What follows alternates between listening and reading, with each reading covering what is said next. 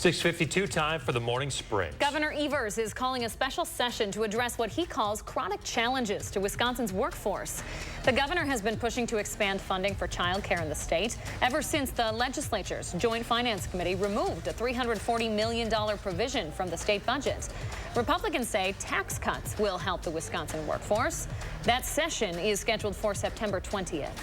Madison police releasing some new surveillance photos of a person seen near a food truck that was set ablaze last week. The food truck was parked right behind Swagat Indian Cuisine on North High Point Road early last week when someone set a fire outside and then tried to break in. Police did not specify whether the person in this picture, though, is a suspect or a person of interest. Police say 5 teenagers are under arrest for stealing a car, abandoning it near the Easttown Mall, and then trying to get away in a rideshare.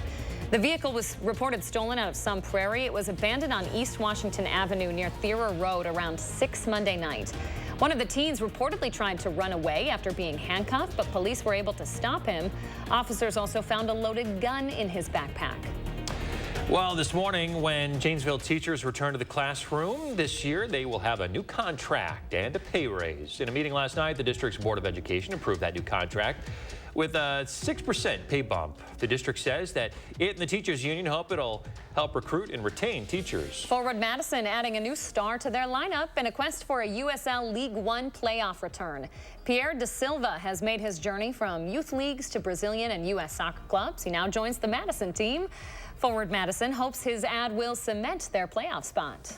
Chrysler recalling 45,000 vehicles because their airbags may not properly deploy. The problem is a piece of interior trim that could interfere with the airbag. Affected vehicles include current and last year model Jeep Wagoneers and Grand Wagoneers.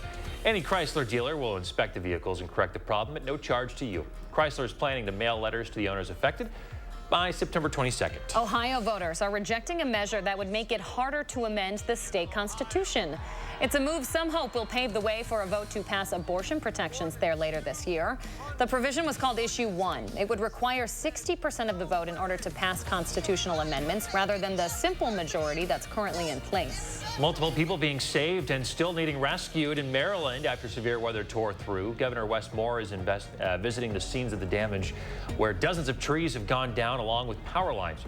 Nearly 22,000 people still do not have power, mainly in the Baltimore region. With all the tornadoes, floods, and blizzards that have plagued the U.S. in the last 7 months, the costs are starting to add up. A new report says it's tracked 15 weather events this year where costs and damages exceeded $1 billion. Weather disasters this year have cost $40 billion and 110 lives. The Air National Guard's been accused of leaking classified intelligence online, knowingly shared classified information with at least one foreign national.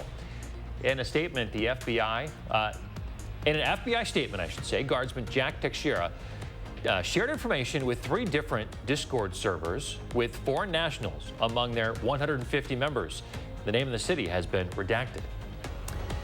Good morning. 5 minutes away from 7 o'clock. We are watching a cluster of showers and storms kind of dying out here in parts of Iowa, headed to due east, but it looks like it's going to fizzle and mainly stay just south of the border. It is starting to send some high-level clouds our way. Right now, a very nice start to the morning. 60 in Madison. We've had some 50s out there this morning with that low humidity, very comfortable.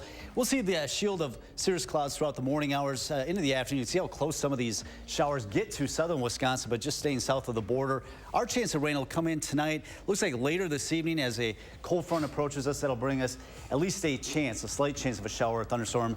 Does not look like much, though. Most of the day, though, looking at partly sunny skies. We get into the low to mid 80s this afternoon. Winds will be out of the southwest. 82 tomorrow. A better chance of some rain on Friday before clearing up just in time for the upcoming weekend. Kelly, thank you very much. And thanks for joining us this morning, folks. Join us back here in about half an hour for another news and weather update.